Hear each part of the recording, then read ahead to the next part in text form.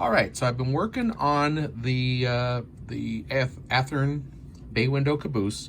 I removed the chassis, the trucks, and the shell here. And as you can see, I've taped up all of the windows. And I'm about to take it over to neighbor Mike's, and we are going to dull coat it and then let that set overnight. And then tomorrow we'll do some weathering with the chalks. So I needed to get the windows sealed up so that the dull coat didn't etch them and make them blurry. And also we don't want chalk to stick to them. So there you go. So that's step one. Let's go do the dull coat. Okay, so I sprayed the dull coat yesterday, actually the day before yesterday in the evening, and it's looking pretty good. I actually used real dull coat. I still have it taped up, so we're going to leave it like this now because I'm going to start messing around with the electronics. So like I explained before, there's a couple of choices. There's the battery, coin battery glued inside, but I received the NCE lighted decoders. So you got to check this out. This is really cool. Here it is. I've got it wired up here, and I'll explain that in a second, but you can see just how small it is. So it'll easily fit inside. And so we'll talk about that in a second. But here, it came in a package of 3. And I swear it was like $10, not very much at all. So here are the other 2. Kind of cool. They're on a pre-adhesive card. So when you're ready, just peel it off and you can stick it right in the top or on the side or wherever you're going to put it. So I got that. So I'm going to show you that in a second. Also picked up some KD number 590 Bettendorf electrical pickup trucks. So that's how we're going to power it. Now, this will probably be the hardest part of the whole operation, and that's going to involve drilling a hole here in the chassis, one on each side, because the trucks obviously ride here. So there's going to have to be a hole drilled somewhere close by the pivot point, and that'll be through the metal there. But I have a drill press. We'll take that out in the shop and drill a couple holes. Won't be any big deal. So with that being said, these are pretty cool. I think this is the way we're going to go. Now, let's check out this board here. So this is track power. I just used a long piece of wire, and I'm going right over to the track with a couple of jumper leads clipped on right there, you can see. And then I've got the power cab right here ready to go. It's set for location number 3. So the board comes already just like a new locomotive. Its address is number 3. Now it has a built-in white light right there. Also, I should mention you can reprogram just like you can a locomotive. You can call it any number you want. So we can reprogram it to a different channel, different address, anytime we want. But for testing purposes, we're going to do number 3. So I've got track power. They're just in there. I don't have them soldered yet. They are just sort of stuck through there. And then I have the red LED there. You can hook up 2 more LEDs along those connections there. And then right there, that yellow thing there is actually a built-in white LED. So my intention is this will be sitting on the roof inside with that light pointing down. That'll be my interior light. And then I will have a couple of red lights on each side of the caboose. So right now I only have one hooked up, but let's see if we can make it work. So grab my controller here, and it says if you push the headlight button, the white light should come on. So let's do that. And there we go. We got a white light. So that's just me pushing the 0 or headlight button on the controller. Now, number 2 will be the red light. On the board, they have red, yellow, and green. So I have it hooked into the red. So there's number 2, and that is lit.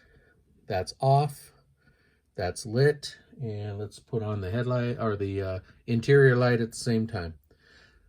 So that right there is pretty darn cool, if you ask me. I'd be able to control the lights in the Caboose with the controller. Now, the book is it's pretty in-depth and detailed, and there are a ton of CVs that you can program. So you can dim this, make it brighter. You can do all kinds of functions with the LEDs. You can make them flash slowly, and all kinds of things. You also have the option to hook up the Woodland Scenics Just Plug lights, and they even have options in the CVs for mimicking neon lights that are about to go out or are blinking or are flashing irregularly like they do. So if you were doing some scenery stuff and needed that neon light look, this will do it. So it's pretty cool. So, okay, this is tested. We're going to, I think this is how we're going to go. I'm not going to go with the battery this time. We'll use that for something else since I've got the trucks and everything. So let's go ahead. We'll get the trucks installed onto the chassis of the Caboose, get those wires up through there, and then we'll go from there. We'll start wiring it up. All right, so out here in the shop, I've already gone ahead and center punched 3/16 of an inch back from the center pin and on both sides. And I'm gonna drill with the drill press here, just through enough to mark the underside of the metal. Then we're gonna take it off because I don't want to do that while it's attached to the plastic, because that'll get hot and I don't want to melt this whole area right here. So let's just, we'll drill through the plastic till we score the metal. Then we'll take it apart and do that separately.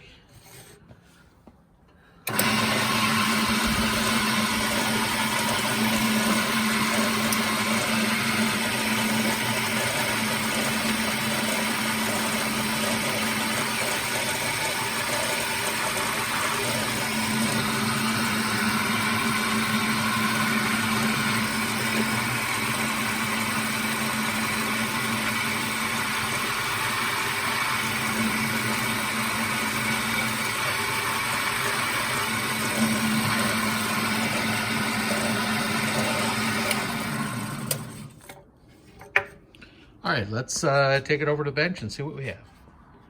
Okay, so I took the metal off. You can see I actually saw the mark from the drill, so I center punched it, both ends. And that's the side we're gonna drill through to the underside.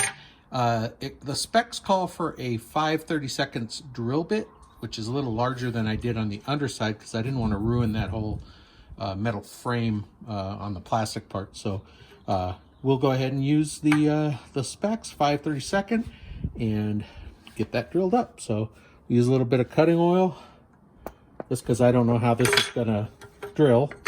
So let's try it.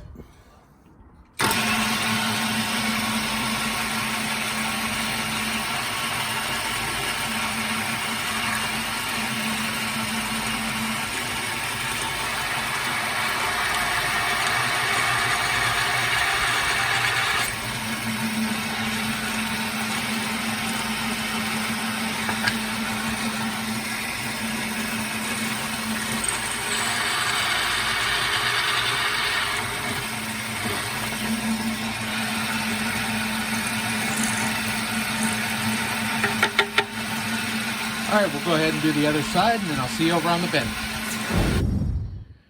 All right, the specs also say to make sure you don't have any burrs around the hole. So I'm just gonna take my deburring tool and go ahead and get rid of any burrs that might be sticking up there, because you don't want it to rub on the wires and then short those. So just a nice smooth hole here. All right, so I've got the metal back on. I've got a nice 5/32 hole in the metal and right between the frame on the bottom side, both sides, about 3/16 of an inch back from the center point.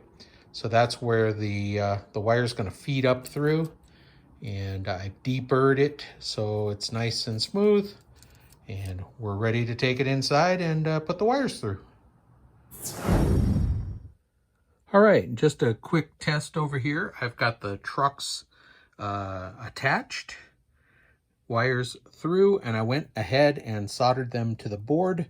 As you can see, I've got my lights on, so I'll turn off the white light, turn off the red light, back on, back on. So that is working. I went ahead and left a lot of the wire there. I'll just coil that up inside the cabin because you're going to want a lot of room if you have to take it off.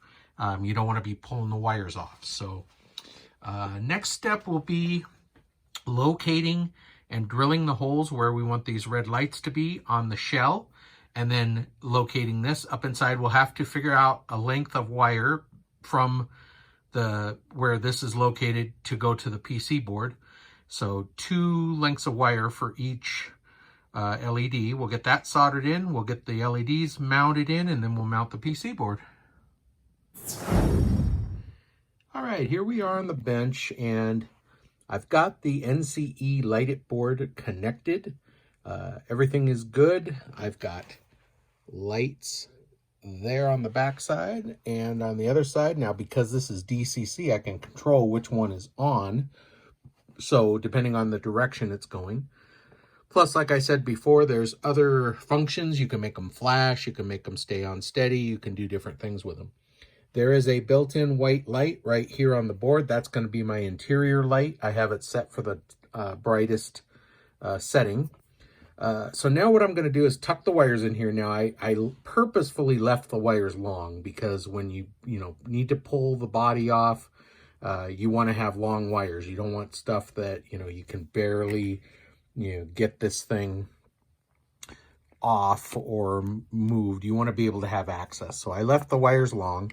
I'm going to tuck them in there. I was thinking about just a little spot of hot glue just to keep it in place up on the top. Also, I should mention, these are capacitors that I ordered. They're super capacitors. Basically, it's a keep alive, so it'll stay lit for about 2 minutes after I pull it off the track. So that'll keep it going in case there's dead spots on the track.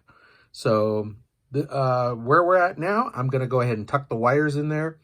Then we'll do an on-track demonstration of the lights, and then we'll get to weathering it. Okay, so I've got the wires tucked up in here. Especially these. Now, I made sure that the wires for the lights aren't visible through the windows. I have them all tucked up inside.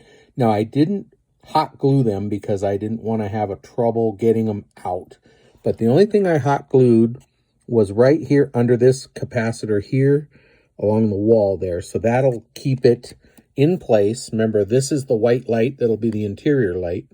So now I'll just, these little black wires might be visible through the windows, but I'll try my best to keep them hidden. But like I said, I do want longer wires, so if I have to pull this apart. The little brass button there is how you program the address of the DCC board, the decoder board. So we want to be able to get this off and get to that button if we need to change the address. So that's how it is. I'm going to go ahead and tuck these wires in, get the body back on, and then we'll take it over to the track and test it out.